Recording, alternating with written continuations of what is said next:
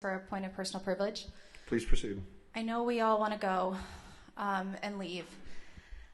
I do too, because I want to get home to my kids. And I wrote something down last night, crying in the car, feeling overwhelmed that I get to go home to my kids, and that 40 plus parents yesterday, people like you and me, people with children in this room, they did not. And it was no doubt the toughest night of their life, as they realized that the night before would be the last night that they would spend with their child. My son is starting kindergarten in August, and I'm ashamed to admit that when we recently toured his school, I checked for locks and for exits everywhere we went, running through a scenario that played out like yesterday, wondering, if something happens here, what is the percentages that he'll be okay? My 5-year-old. It could be your 10-year-old. It could be your 14-year-old. Me as a parent, sending my kid off to school for the first time, and I'm running through active shooter drills in my mind, hoping that he will survive if something happens at this school. And I don't think that that's okay. We live in America. I hear it on a weekly basis here.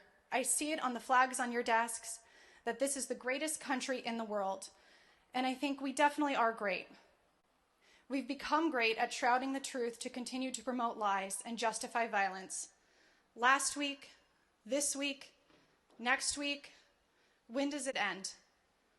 As the greatest country in the world, we have the greatest number of killings by guns. 35 people a day die. The greatest number of mass shootings. The most guns. Nobody comes close. We are far superior than any other country.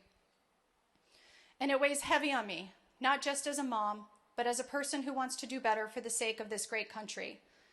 And at every twist and turn, we are confronted with politicians who refuse to face reality and refuse to do what is right. This thirst for power, for political power, now has greater value than human life for a faction of our government. We cannot turn a blind eye and hide our heads while this passes. It is systemic and it is trauma.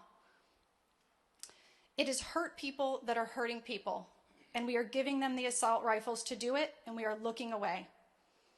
And I know I am not alone. I know a lot of us are tired, so who here is ready to do the right thing?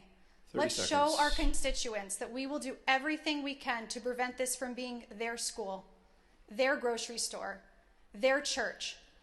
These tragedies ripple across families, across generations that will be affected by this trauma.